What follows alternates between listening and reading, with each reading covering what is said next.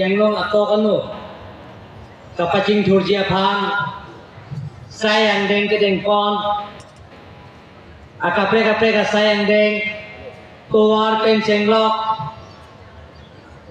kijuna lang pen cenglok osomar aphan ICDS Assam CM pen cenglok lapen ke hospital pen cenglok akapre asai yang deng laso anujok kesom laso junok kesom long naga tong don ile tum gaching hon nai ning gaje thenai man peng aluhi bharon kanglong gaje thang plok dynamic and energetic Dr. Himanta Biswasarma.ahin Honorable Chief Minister of Assam lapen ke laso mai long gaje tong nonthok Finance Minister Ojon Daniel Baido lapen kenanga cetong nonthol aso mailong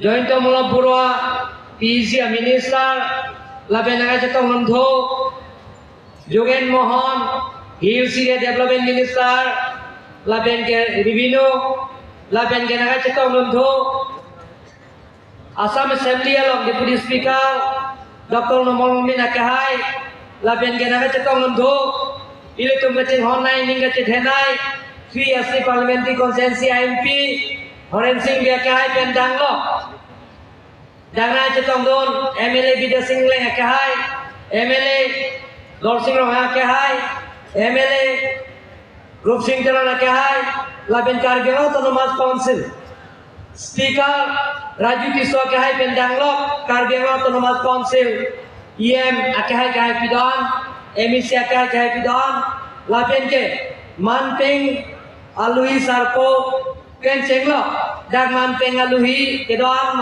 habang jang aluhi প্ৰথমবাৰৰ বাবে কাৰ্বি আলং পশ্চিম কাৰ্বি আলং আৰু কাৰ্বি আলঙৰ মাজত এটা dedicated road আমি বনাবৰ বাবে প্ৰয়াস কৰিছিলোঁ আৰু আজি আমি সফল হৈছোঁ পশ্চিম কাৰ্বি আলঙৰ পৰা হাওৰা ঘাটলৈকে ৭২ কিলোমিটাৰৰ এটা ৰাস্তা exclusively for the transportation between the two Karbi আলং ডিষ্ট্ৰিক্ট আজি আমি ১,০০০ কোটি টকা ব্যয় কৰি বনাবৰ কাৰণে আধাৰশিলা কৰিছোঁ নেশ্যনেল হাইৱেৰ ওপৰত এখন ফ্লাইঅভাৰ হ'ব যাতে দুইখন কাৰ্বি আলং জিলাক সম্পূৰ্ণভাৱে সংযোগ কৰিব পাৰি আৰু বিভিন্ন স্থানত এলিফেণ্ট পাছিঙৰ কাৰণে বা হাতী যাতায়াতৰ কাৰণেও এলিভেটেড কৰিডৰ থাকিব এটা সুন্দৰ ৰাস্তা কাৰ্বি আলঙৰ জিলাৰ ৰাইজে পাব যোৱাবাৰ কাৰ্বি আলঙৰ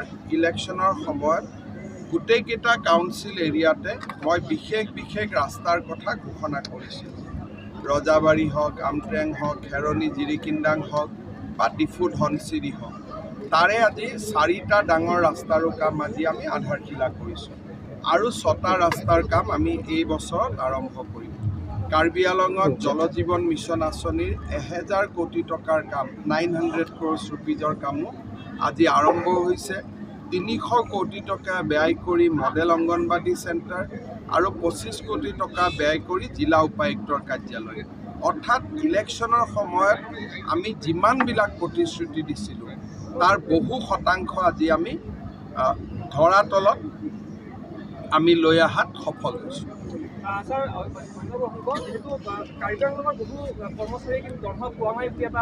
মই নাজানো আমাৰ অসম চৰকাৰৰ কৰ্মচাৰী ১ তাৰিখে দৰমহা পাবই ইয়াত কাৰ্বি আলং কাউন্সিলৰ কিবা হ'ব পাৰে আৰু তেনেকুৱা মই নাজানো, কিন্তু অসম চৰকাৰত আপুনি কোনো এজন পৰুৱা এটা সুধিলেও ক'ব যে 1 তাৰিখে দৰমহা পাইছে।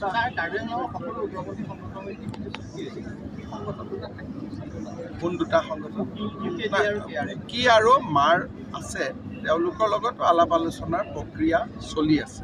মই আজি লগো পাইছোঁ।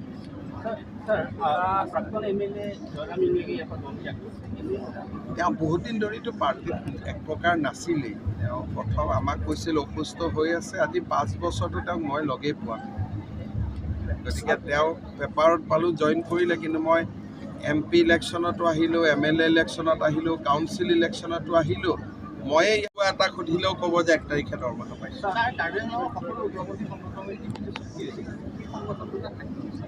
কোন দুটা সংগঠন কি আৰু মাৰ আছে, তেওঁলোকৰ লগত আলাপ আলোচনাৰ প্ৰক্ৰিয়া চলি আছে। মই আজি লগো পাইছোঁ।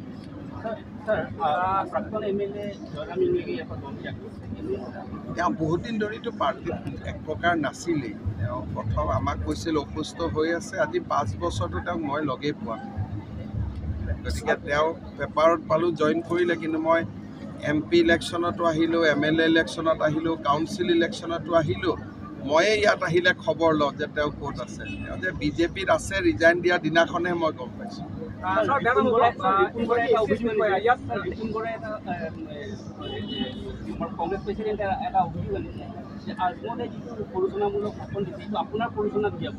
আজমল আৰু তেওঁলোকৰ ফুটবল খেলত চলি থাকে, আজি ভাল কালি বেয়া, সেইকাৰণে এইবিলাকত মই কমেণ্ট দিলোঁ। ছাৰ, তৃতীয় শ্ৰেণী আৰু চতুৰ্থ শ্ৰেণীৰ যি কৰ্মচাৰীক নিয়োগ কৰিছে, ভাৰতৰ অকণমান আজিতো এটা অভিলেখ হৈ গৈছে। আৰু ইমান এতিয়া ৰিজাল্ট দিব 2টা বজাত। আৰু এইবাৰ এটা ডাঙৰ কথা যে অসমৰ প্ৰতিখন জিলাই সমানুপাতিক চাকৰি পাইছে। আমি সেইটো কোনো জিলা ৰিজাৰ্ভেশ্যন নাছিলে, কিন্তু ৰিজাল্টৰ পিছত মই চাই দেখিলোঁ যে বৰাক ভেলীত চাকৰি হৈছে, উজনিত চাকৰি হৈছে, উত্তৰ অসমত হৈছে, নামনিত হৈছে। এক প্ৰকাৰ সকলোকেইখন জিলাত সমানে প্ৰপৰ্শ্যনত চাকৰি হৈছে। যদি ডিব্ৰুগড়ত 700 হৈছে, যোৰহাটত 700 হৈছে, সৰু জিলা বিশ্বনাথত 350 হৈছে। এনেকৈ একদম ধুনীয়াকৈ অসমৰ সকলো জাগাত বিতৰণ হৈছে, আৰু অকল দুখীয়া মানুহৰ ল'ৰা ছোৱালীয়ে চাকৰি পাইছে। এটা অভিলেখ অসমৰ কাৰণে।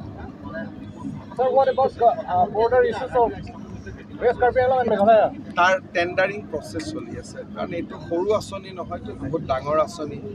DPR বনোৱাৰ কাম আৰম্ভ হৈছে, আৰু 6 মাহ লাগিব। বৰ্ডাৰ ইছ্যুটোতো 2খন জুডিচিয়েল কমিশ্যন কৰি থৈছে, মেঘালয়েও দিছে, আমিও দিছোঁ, ন্যায়িক তদন্ত দিছোঁ। ন্যায়িক তদন্তত কি ৰিজাল্ট ওলায়?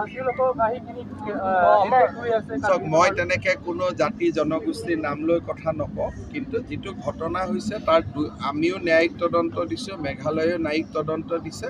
তদন্তৰ প্ৰক্ৰিয়া চলি আছে, আৰু য'ত য'ত ঘটনা আমি শুনো তাতে লগে লগে আমি নিউট্ৰেল ফ'ৰ্চো আনো বা আমাৰ ফ'ৰ্চেও ব্যৱস্থা কৰোঁ।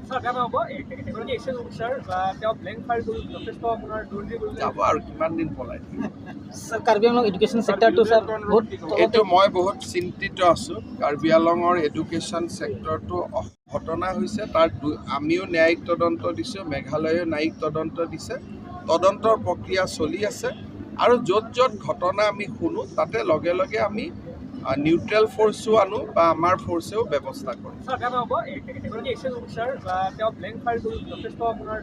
যাব আৰু কিমান দিন পলাই থাকিব।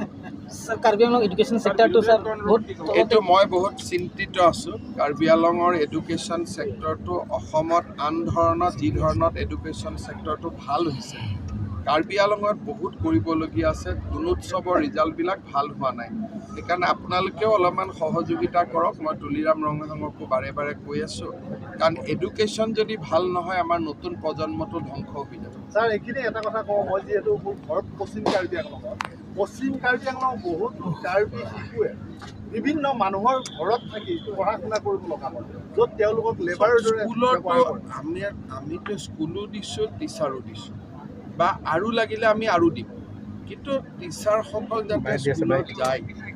আৰু আমি কাৰ্বি আংলঙৰ লোকেল টিচাৰ দিছোঁ, বাহিৰৰ পৰাও আমি পঠোৱা নাই।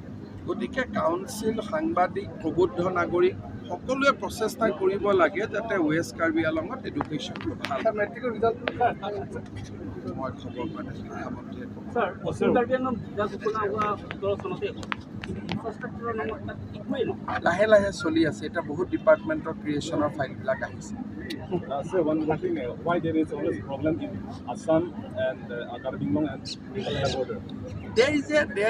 there are conflict and why there are conflict I cannot answer. These conflicts are there before I took part. So how can I answer why there is a conflict? Everybody wants more land, that is why the conflict. Karbi আংলঙৰ BJP কেইজনমান নেতাই কংগ্ৰেছত যোগদান কৰি আগবাঢ়ি তেখেতসকল যে বিজেপিত আছিল সেইটোও মই নাজানো মই এইটোৱে ক'লোঁ নহয় যে যোৱা 5 বছৰ আপোনালোকেতো মোৰ ইলেকশ্যনৰ মিটিঙত মই 26টা সমষ্টিত গৈছোঁ কোনোবা এটা সমষ্টিত এই লিডাৰসকলক আমাৰ মিটিঙত আপোনালোকে দেখিছিল জানো গতিকে তেওঁলোক এক প্ৰকাৰ ভলেণ্টিয়াৰ ৰিটায়াৰমেণ্ট বহুত দিন আগতেই লৈ থোৱা আছে গতিকে এইটোৰ পৰা আমাৰ কোনোবা মানুহ ধৰক আমাৰ দলততো ইমান সুযোগ নাই কোনোবা ক'ৰবাত যাব খুজিছে য'তেই যাওক তেওঁলোকৰ উজ্জ্বল ভৱিষ্যত মই কামনা কৰিছোঁ যে ভাল হওক মই I will only pray to the god that they should have a bright future আমাৰ ষ্টেটৰ স্কুমবিলাকতো ল' ষ্টেণ্ডাৰ্ড হ'ব নোৱাৰে একেলগে 3 বছৰ লাগিব মোৰ ইলেকশ্যনৰ আগতে আমি একেলগে এদিন ড্ৰাইভ কৰি দিম হাওৰা ঘাটৰ পৰা গোটেই সাংবাদিকক লৈ হ'ব